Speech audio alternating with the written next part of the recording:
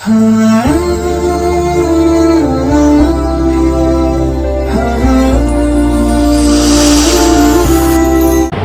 اللہ نے ہمیں مال عطا کیا ہے، جس اللہ نے ہمیں روزی عطا کی ہے، جس اللہ نے ہمیں تمام چیزیں عطا کی ہے، وہی اللہ فرماتا ہے وَأَنفِقُوا مِمَّا رَزَقْنَاكُمْ، جو ہم نے تمہیں دیا ہے اس میں سے خرچ کرو۔ کیا مطلب ہوا؟ مطلب یہ ہوا کہ تمہارے پاس جو مال ہے وہ تمہارا نہیں ہے،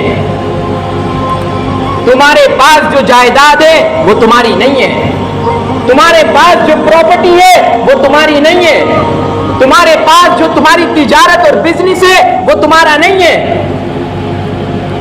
کہہ دینا آسان ہے یہ، لیکن اس کے مطابق اپنی عملی زندگی بنا لینا یہ مشکل ہے۔ ہمارے پاس جو مال و جائیداد ہے، ہمارے پاس جو روزی ہے، ہمارے پاس جو تجارت ہے، ہمارے پاس جو دکان ہے، ہمارے پاس جو زمین ہے وہ ہماری نہیں ہے، وہ عارضی ہے۔ اگر انسان کی روح قبض ہو جاتی ہے تو قبر میں جاتا ہے، نہ اس کے ساتھ اس کا مال جاتا ہے، نہ جائیداد جاتی ہے، نہ پراپرٹی جاتی ہے، نہ پیسہ جاتا ہے، کچھ نہیں جاتا۔ اس لیے اللہ تبارک و تعالی نے فرمایا اے میرے بندو وَأَنفِقُوا مِمَّا رَزَقْنَاكُمْ، جو ہم نے تم کو دیا ہے اس میں سے خرچ کرو ہمارے راستے۔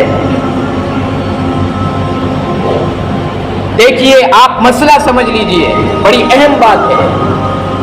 ایک ہوتا ہے صدقہ، ایک ہوتا ہے امداد، ایک ہوتا ہے زکوٰۃ۔ عام طور پر اللہ کے راستے میں خرچ کرنے کی یہ تین چیزیں ہوا کرتی ہیں۔ نمبر ایک امداد، نمبر دو صدقہ، نمبر تین زکوٰۃ۔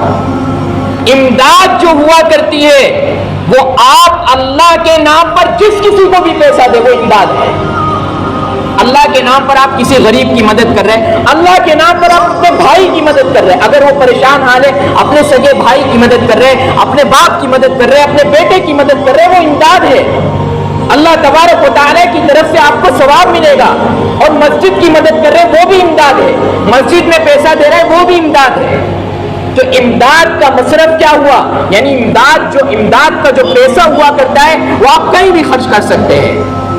آپ کسی غریب پر خرچ کر سکتے ہیں، کسی مزدور پر خرچ کر سکتے ہیں، مسجد میں خرچ کر سکتے ہیں، یا کسی اور جگہ میں خرچ کر سکتے ہیں۔ امداد کا پیسہ ہر جگہ خرچ کیا جا سکتا ہے۔ اور امداد کے اندر اللہ تبارک و تعالی نے کوئی چیز متعین نہیں کی ہے کہ تمہیں اتنا خرچ کرنا ہے، یہ متعین نہیں کیا ہے۔ 2.5% خرچ کرنا ہے یا 1% خرچ کرنا ہے یا 5% خرچ کرنا ہے، اللہ کی طرف سے کوئی متعین نہیں ہے۔ جتنی اللہ نے جس کو طاقت دی ہے، وسعت دی ہے، وہ اتنا چاہے خرچ کرے، جو جتنا خرچ کرے گا اتنا ثواب اسے ملے گا۔ یہ ہے امداد۔ امداد کہیں بھی خرچ کر سکتے ہیں۔ نمبر 2 صدقہ۔ صدقے کا جو حق ہوا کرتا ہے وہ آپ کسی غریب پر ہی خرچ کر سکتے ہیں۔ صدقہ بھی اللہ تعالی کی طرف سے متعین نہیں ہے۔ یہ نہیں فرمایا اللہ نے کہ تمہیں صدقہ سال میں اپنے مال کا اتنا حصہ دینا پڑے گا، یہ بھی متعین نہیں۔ وہ آپ کسی غریب پر ہی خرچ کر سکتے ہیں۔ صدقے کا پیسہ مسجد میں خرچ نہیں کیا جا سکتا، یہ بات یاد رکھیے۔ صدقے کا پیسہ مالدار کو نہیں دیا جا سکتا، صدقے کا پیسہ صرف غریب کو دیا جا سکتا ہے جو ضرورت مند ہو۔ اور صدقے کا پیسہ اس کے علاوہ آج کے موجودہ حال میں اس انڈین سب کانٹیننٹ میں مدارس کے اندر دیا جا سکتا ہے۔ پہلی چیز امداد ہوئی، دوسری چیز صدقہ ہوئی۔ اب تیسری چیز سمجھیے، تیسری چیز ہے زکوٰۃ۔ زکوٰۃ اللہ رب العزت کی طرف سے متعین کیا ہوا ایک نصاب ہے۔ امداد کے اندر کوئی متعین نہیں تھا، جتنا چاہو خرچ کرو۔ صدقے کے اندر کوئی متعین نہیں تھا، جتنا چاہو خرچ کرو۔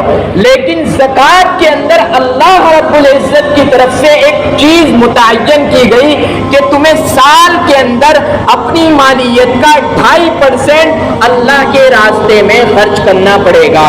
اب یہاں اللہ کے راستے کا کیا مطلب ہے وہ سمجھیے۔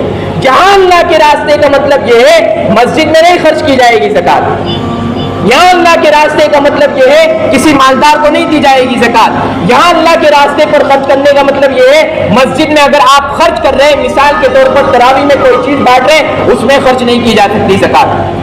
یا کہیں بھی قرآن ہو رہا ہو, آپ اس کے اندر تراویح کے اندر تمام آدمیوں کو بانٹ رہے ہیں, چونکہ تمام آدمی مالدار ہوں گے, ہو سکتا ہے غریب بھی ہو ایک دو, لیکن زیادہ تر اس میں مالدار ہوں گے. مالدار کا مطلب صاحب نصاب. شریعت کی نظر میں ہر وہ شخص مالدار ہے جو 52.5 تولہ چاندی کی قیمت کا مالک ہے. 52.5 تولہ چاندی کی قیمت موجودہ حالات میں 35,000 بیٹھتی ہے تقریباً. جو 35,000 کا مالک ہے شریعت کی نظر میں وہ مالدار ہے, اس کو صدقہ نہیں دیا جا سکتا, اس کو زکات نہیں دی جا سکتی. تو زکات کا پیسہ یا صدقے کا پیسہ آپ مسجد کے اندر یا کہیں بھی قرآن ہو رہا ہو اس تراویح کے اندر اگر آپ خرچ کر رہے ہیں تو یاد رکھیے آپ کی زکات ادا نہیں ہوگی. زکات دی جائے گی غریب مستحق کو جو صاحب نصاب نہیں ہے. دوسرے لفظوں میں کہیے جو 52.5 تولے چاندی کا مالک نہیں ہے, جو 35,000 کیش کا مالک نہیں ہے, اس کو زکات دی جائے گی اور مدارس اسلامیہ کو زکات دی جائے گی. تو یہ زکات کا نصاب ہے, اور زکات اللہ رب العزت کی طرف سے ایک متعین ہے کہ پورے سال کے اندر آپ کا رمضان المبارک کے اندر مثال کے طور پر 2.5% جتنا بھی مال ہے, جتنا بھی کیش ہے, اس کا 2.5% آپ کو غریب پر خرچ کرنا پڑے گا. اب زکات میں کون کون سی چیزیں آتی ہیں؟ سب سے پہلے یہ سمجھ لیجئے کون کون سی چیزیں نہیں آتی. گھر زکات میں نہیں لگے گا, وہ آپ کی ضرورت کی چیز ہے. آپ کے پاس گاڑی ہے, وہ زکات میں نہیں لگے گی. آپ کے پاس موبائل ہے, چاہے لاکھوں روپے کا ہے, وہ زکات میں نہیں لگے گا. آپ کی ضرورت کی جو بھی چیز ہے اس پر زکات نہیں ہے. زمین ہے, جائیداد ہے, جنگل کی زمین ہے, فلاں ہے فلاں ہے, جو بھی آپ کی ضرورت کا سامان ہے اس پر زکات نہیں ہے. آپ کے پاس گاڑی ہے, چاہے کروڑوں کی گاڑی ہو, لیکن آپ کی ضرورت کی ہے وہ, اس پر زکات نہیں ہے. کس پر ہے زکات؟ زکات ہے بزنس کی چیز پر. آپ نے دکان کر رکھی ہے یا آپ کی تجارت اور بزنس ہے, اس پر زکات ہے. اور زکات اسی طریقے سے آپ پراپرٹی ڈیلنگ کرتے ہیں, زمینوں کی آپ خرید و فروخت کرتے ہیں, اس پر بھی زکات ہے. اور اسی طریقے سے آپ نے دکانیں تو بنائی ہوئی ہیں, لیکن دکانوں کے بنانے کا مقصد بزنس ہے, تو اس پر بھی زکات ہے. یہ اگر کرایہ پر مقصد ہے کہ آپ کرایہ پر دے رہے ہیں, اس پر زکات نہیں ہے. لیکن اگر بزنس مقصود ہے, تجارت مقصود ہے, اس پر زکات ہے. اب پورے سال کے اندر ایک رمضان سے لے کر دوسرے رمضان تک, مثال کے طور پر اس رمضان کے اندر آپ صاحب نصاب ہو گئے, 35,000 روپے کی ملکیت آپ کے پاس جمع ہو گئی. اب پورے سال اگلے رمضان تک 20 سال میں کوئی چیز گھٹی ہو یا بڑھی ہو, اس سے کوئی فرق نہیں پڑتا.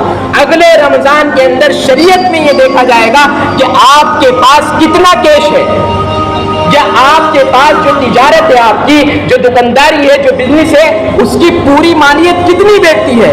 ساری مالیت کو جوڑ کر بزنس کی اور جو آپ کے پاس کیش بینک میں ہے اس کی مالیت کو جوڑ کر جتنا بھی بیٹھے گا اس کا 2.5% زکات نکالنا پڑے گا. یہ زکات کا پورا پروسیس اور پورا مسئلہ ہے. اور یہ بات سمجھ لیجئے, زکات آپ کسی مالدار پر خرچ نہیں کر سکتے. اگر آپ نے خرچ کر دی تو آپ کی زکات ادا نہیں ہوگی. اس لیے اس زکات کے مسئلے کو سمجھے. جو چیز آپ کو معلوم نہیں ہے آپ معلوم کر سکتے ہیں, اور زکات نکالنی ضروری ہے. جس طریقے سے نماز پڑھنا ضروری ہے, جس طریقے سے رمضان کے روزے رکھنا ضروری ہے, اسی طریقے سے زکات نکالنی ضروری ہے. یاد رکھیے, جو لوگ زکات نہیں نکالتے اللہ تبارک و تعالیٰ کل قیامت کے دن ان کے مالوں کو پگھلا کر ان کے بدن پر ڈالے گا اور ان سے کہا جائے گا, ھذا ما کنزتم لانفسکم فذوقوا ما کنتم تکنزون.